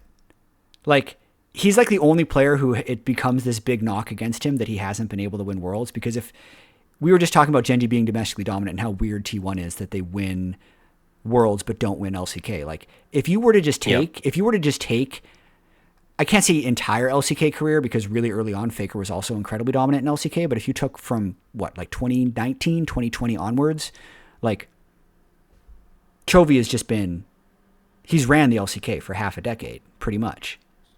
So I think if you think about what has been successful at Worlds, right, especially recently, and you think of how the game has evolved, and you also think about how Chovy views Faker and how he has tried to evolve. Faker is probably the greatest mind to have touched League of Legends. Because we obviously know Faker as being like, in his day, a mechanical prodigy and really good at the game. But now it is so much about his view on the game and how he leads his team. And that has been a massive impact in these last 2 Worlds. I think Chovy has always been like very mechanically proficient, but over time, GenG's shot call and structures changed so much because there was a period where they had like Lehens and Peanut, who are both very vocal players on this roster. They now have Canyon, who is a lot less vocal than Peanut, and they have Duro, who is a lot less experienced compared to Lehens. And something Chovy has consistently said is like he looks at Faker as like a huge inspiration and how he is this huge playmaker and this huge voice for the team. And, I've spoken to Arnold, the CEO of GenG, about this, and Chovy has constantly pushed himself to be more of a voice for the team and to be more of that leader role and, setting up plays for the team. And I think a lot of what people have talked about in the past is how Chovy, yes, he's a great laner, but when the team starts to lose, he just farms, right? And I think we've seen so much more, especially last year significantly, so much more of a playmaker. I think winning Worlds is obviously still very hard, but I think Chovy has kind of seen that, like, for him to be that ultimate player, he needs to evolve in a way where he is not just an individual who is like, I'm the best mid laner, but it's like I need to be the best player, which is more than just my individual role. It's about like making sure my team is doing everything. And like as a mid laner, you center the map, so you can dictate all of that. Yeah. So I think that's like he's talked about a lot how he views Faker, and I think that's like how he's trying to evolve as a player, because I think ultimately Faker isn't just the mid of the team who've won Worlds twice. He's like led his teams to victory 2 times in a row, most recently. Yeah, man. And he's won 2 MSIs. He's won the most recent MSI. Their team, Yep. I accidentally pulled that. I pulled down the Leaguepedia for their split, but they were 29-1 in series, I think. Even though their Yep. game win rate was like 70-some%, I got this sense of inevitability every time I'd watch their games. Like even if they drop a game, anytime they were up like a little bit of gold, I would just feel like they were probably going to win the game. Like talk to me a bit about the sense of control they have in their games. So I think there's definitely been iterations of GenG where it feels like they just naturally accrued more gold, where it felt like, they had such good control of the game, like Canyon's picking up a lot of camps, they have such lane dominance, they Chovian have Ruler good just reason how to play the out-farmed. mid-game macro. Yeah. But I feel like we've seen a lot more, especially in playoffs, where like this team is just so good in the skirmishes and the team fights, where they'll even go into like the mid game with relatively even or even a little bit less gold, and they're just so good at performing in the 5v5s where they'll just beat you there and come out ahead there. And I think really they've just been exceptional in the team fights in a lot of situations. I also think that like a lot, I think one of the weaknesses I think they have had is like I think junglers have been very proactive on the upper end. And Canyon has been less proactive, which has made it a little bit harder to get some of these bigger leads. But I think Duro has been like crazy proactive. He's kind Right. of served as like a pseudo jungler for the team. Some of the games where they have had bigger leads, it's been like Duro running around the map, ganking for top, ganking for bot. I remember there was like a Rel game where he was just like everywhere. His kill participation was like crazy. I'm pretty sure that was the one where Ruler got like a penta and a quadra in the same game. But I feel like a lot of the work Duro does allows Canyon to kind of, it's almost like a greedy play style this team sometimes has, right? Is, some teams are like, we have to commit all these members to this play to make this work. And if GenG can get away with committing less members, then they'll do so to ensure they can get more gold by doing, Canyon will stay and make this play happen, right? I think they're good at like budgeting in a way that ensures them to get more.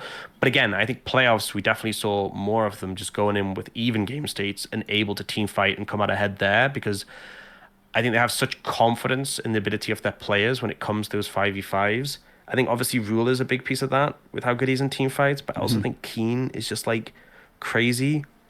My actual take, and this is probably pretty controversial, is that like to me, Keen was the most convincing first All Pro, which I think everyone would say Chovy, but like here's my hot take, right? Yeah. I think Yeah. Chovy's this year was less impressive than Chovy last year. Because Chovy last year was crazy. He was like on such a 1v9 streak. Like to me, Chovy was my first MVP. He was my first All Pro. I was like, it's locked in. It's the easiest decision of my life. I still think he was good, but I think like, LCK Cup wasn't involved in the voting, but LCK Cup he was a little slow to start. Round 3 to 5, he was playing more utility picks, which isn't a problem, right? You can still be fantastic utility picks, but it felt like his performances were a little bit more absent.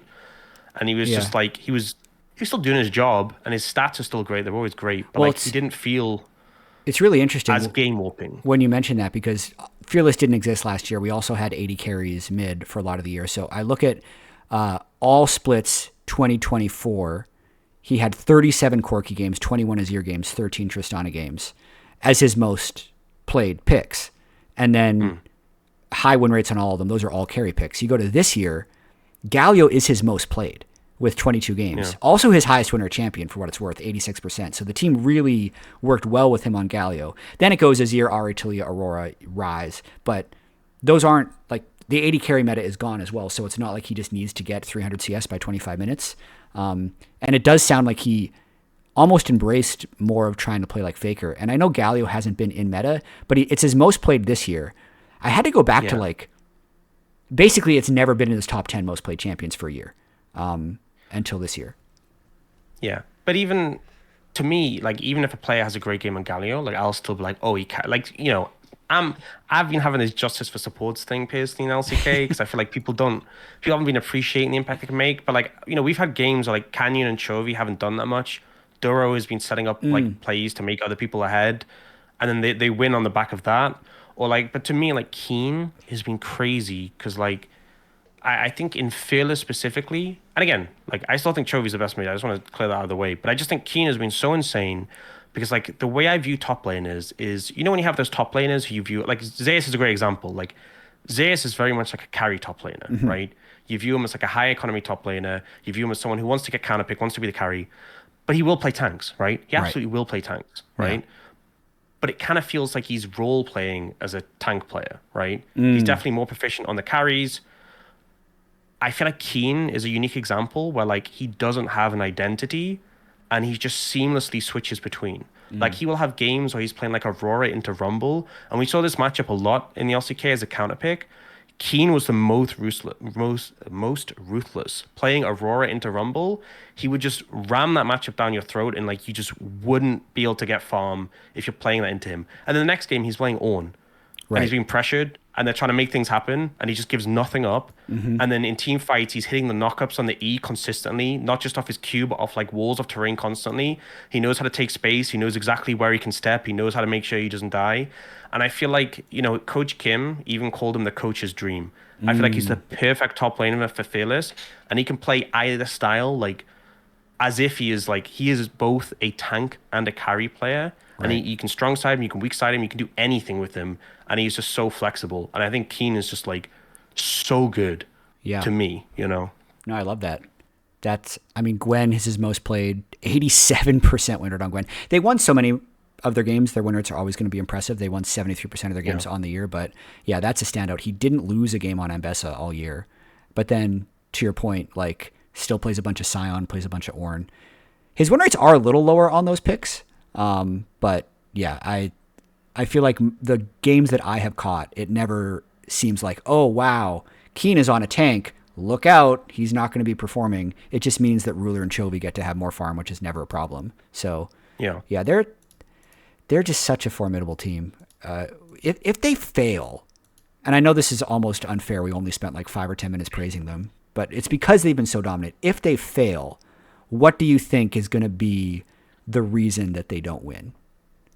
So I think to me, I've talked about Canyon being he was an issue in playoffs, right? And I think he's generally lent more towards like being jungle camp driven, and particularly with how the jungle meta is at the moment. I feel like we're not seeing like a super farm intensive, like you're super rewarded by like it's not like you know, it's not like the Udia Hecarim meta we used to have or whatever. Yeah. I feel like junglers can gank, be proactive, and still clear all their camps very easily. And I just feel like Canyon isn't the most proactive. And if you have a jungler who sets a fast pace to the game, they can have more impact than him. And I feel like that is the sort of play style where if you get a significant enough lead and you're a strong enough team, you can get ahead of GenG. If you're making those proactive plays where you're linking up with your team, if Duro and Canyon are more disconnected, Duro is trying to make solo plays while Canyon's trying to farm, that can be an issue.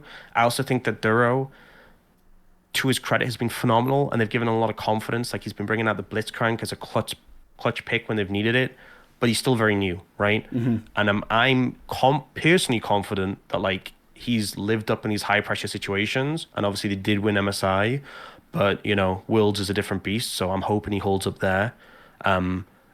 But it's going to be his first Worlds, so I personally believe he's going to show up at Worlds, but maybe that's a question Always a mark. risk. Always a risk. I think Keen, to me, he's been through everything, so I think he's very stable. Ruler's obviously been through everything. He's very stable. And the other question mark is, I'm going to be honest, a little bit Chovy, because that series they had against KT wasn't underperformance as well. He did bounce back hugely, and like he had some massive series, like the Vex game he had later Yep. against T1 was massive. But I think one of the problems with Chovy is that he's so unfairly judged, by me included, Yep. because the standard is so high. Like I even said earlier, like I feel like this year has been weaker for him than last year, which makes it sound like I'm saying this year he was bad, which isn't true. It's just last year he like warped the whole LCK around him. He just Right. literally was like, I am the main character of this league, and every game is single-handedly about me, which hasn't been the case because I feel like his team has been doing more. But that doesn't mean he's been playing bad. It's like, if last year was a 10 out of 10 and this year is like a 9 out of 10, it's worse. Sure. But that doesn't mean it was necessarily bad. And I just think that but that being said, that playoff series against KT was not a 9 out of 10. It was definitely lower than a 9 out of 10. So I think the mid jungle, particularly the jungle, is a question mark. I think Canyon needs to step up because we know what he's capable of. We know he's been good. The Kiana has been terrible. Please stop playing it. I don't know what it's been doing in the scrims, but it's not been working.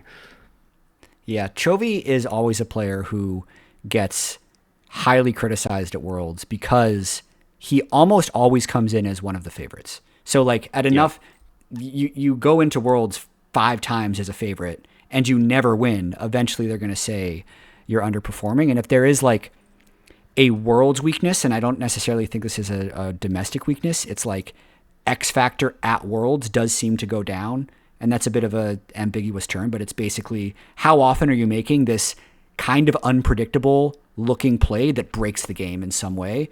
And at Worlds, I almost feel like he tries to be so reliable with the way he wins that he's missing that excellent play that Faker would make when he flies in and flips rulers. Yeah, pulls ruler back or steals Rakan out with Silas, changes the game. Like he has all these like game-changing moments. I remember watching that BLG series, and I was on a Discord call with my friends, and I said, the only way they win is if he steals the Rakan ult and he gets to engage. But I thought there's no way, and he does it, and I'm just like, this guy is just built different. I literally thought the series was over. I thought they'd lost. I thought there was no way you find the angle, and he just does it. I think it's like, I think if Faker didn't exist, Chovy would look so much better. No, I like this analogy. He wouldn't always be compared because I think people just forget like how. Cause I think as well, like people, if you only watch Worlds or you only watch like T1 games, you take Faker for granted. I think, but it's honestly crazy, like the continued form he has and the stuff he does. And sure, like yes, his laning has been a bit underwhelming in recent years, but like I don't think it really matters at the end of the day when you're winning Worlds still. Yeah, for sure. And this is a totally separate podcast, but it's always a fun hypothetical of trying to figure out if Faker didn't exist, what does League of Legends look like? Like, is Chovy then, like, how many world championships would have Chovy won? We can't do this now, but it's, people can fight about this in the comments or something, because I think it's one of my favorite hypotheticals. Like, remove the greatest player of all time, what happens? Oh, dude. And like, how the Rock's Tiger skins would go so hard. Peanut would have his Worlds in 2016. Like, there's just too much. That's even before Chovy emerged on the scene. Yeah. Let's do Hero Star real quick, and then I want to get some predictions. I did want to say quickly before Hero Star, just quickly, the only other thing is the drafting thing, which I think I did bring up earlier. But right, you did at the very start. GenG just have this habit of doing these drafts. I think the example I wouldn't bring up, I've mentioned it earlier as well, is the finals draft that they had against HLE, which is just like, what were they doing? Like, honestly, it was. This was the game they lost, right? Yeah, the game they lost. Okay, I'll pull it up. Like, yeah, so it was Cassante Lee Sin, which is already dubious, then Galio Ziggs as their damage with Alistair's support. And it's also they're playing it into Zeka's Silas. They're playing into Silas, Smolder, Braum, and then Jarvan and Bessa top. I definitely take the left side 100 times out of 100. So like, they just don't have damage. They're into a ton of sustain, and also they're playing 4 melee into Smolder. So like, every time you Q or W, you're hitting like everyone. It was just. Oops. GenG just come out with some stinkers sometimes. And I think, the problem is, I think it's one of these things where sometimes when you win so much, you don't get good data, right? I think that might be a little bit of it, where we're like, hey, we won with this like 17-0 in scrims. For sure. Let's just whip it out. Because I can see this team composition being like, okay, well, Ruler's going to start killing turrets, Keen's going to win lane, Canyon's ganks are going to work, and then like, we're going to have a 7,000 gold lead. And then, of course, this team composition looks great because we're killing whoever we want and we can't die because we're so durable. But then on stage, it's just the opposite. Yeah. Wow. Okay, so Hero Star.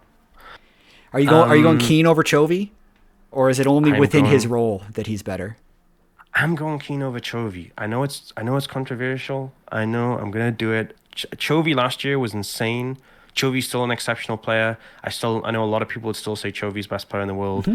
And you know what? Maybe he is, but I'm bigging up Keen because I just think he's been so phenomenal, and I just it still amazes me that he just Wolf said it the way he described him when I was talking to him about this. He said he's like a chameleon, the way he just shifts between them, and I think it's like because again I think like a lot of top laners have that identity and that style for them, and it's not that they can't switch, but a lot of them like the meta shifts and then they like start playing the other style and they shift to that. And it's hard to shift back. It's like I think 369 is a good example, right? When he was on JDG with Ruler, he was playing a lot of those tanks, and it felt like his carry play got weaker. And then when he shifted onto top esports, he started playing more carries, and it felt like his tank play got weaker. But I feel like with Keen, that doesn't.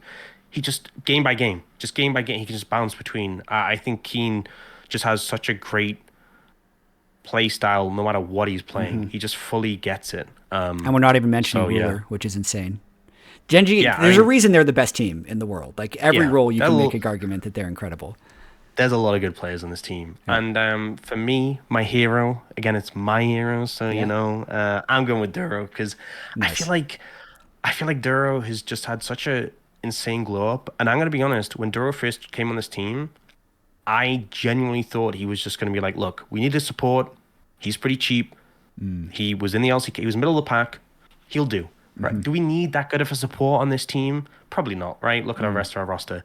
And he is just like LCK Cup was a little bit of a slow start, but since then he's just been like stepping up constantly. And I think what's been insane to me is that like we had matches, like we've had high profile matches, like game 5 against T1 against Carrier, at MSI bringing out the Pike against Carrier. We've had high stakes matches, game 4 to get back in a series, bringing out his Blitzcrank and him carrying. And I think it shows that this team full of veterans has confidence in this very new player to like carry them over the line.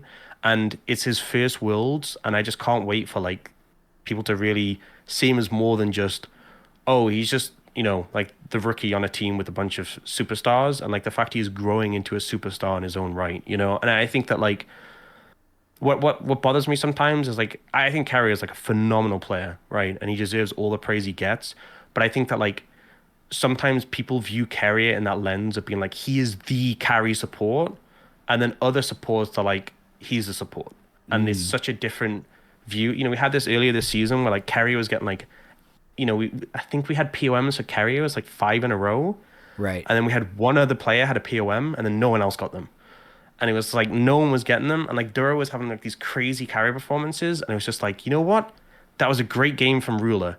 And it was literally Ruler was just left clicking people when they were like 4K gold ahead, and I'm like, brother, please, But it's KDA, brother. He was 901 or 905. It's 1200 DPM. Great damage, great KDA, and I'm just like, I just need some support love. I think Duro's been phenomenal.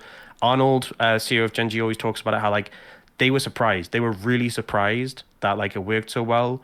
And how crazy he is and how confident he is and willing to bring out these big picks, and how Ruler's worked a lot with him to get him to this point. But like they've been surprised how successful it has been, because like it's always a gamble when you bring a player like this in. And Duro was on B&K Fear X last year, and he was a pretty late addition, and he was good, but like they didn't place very high, and they got knocked out of playoffs pretty quickly, and it was like this was not the expectation.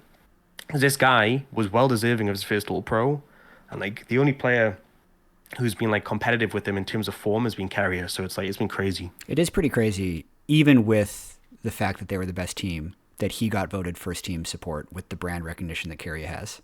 The Carrier is not just top support the whole time. You've done a good job pitching him as the hero, but the hero is Chovy. Chovy's the most famous player, and he still hasn't won a world championship. I agree. Duro's story is great, but I gotta give it to Chovy just because he's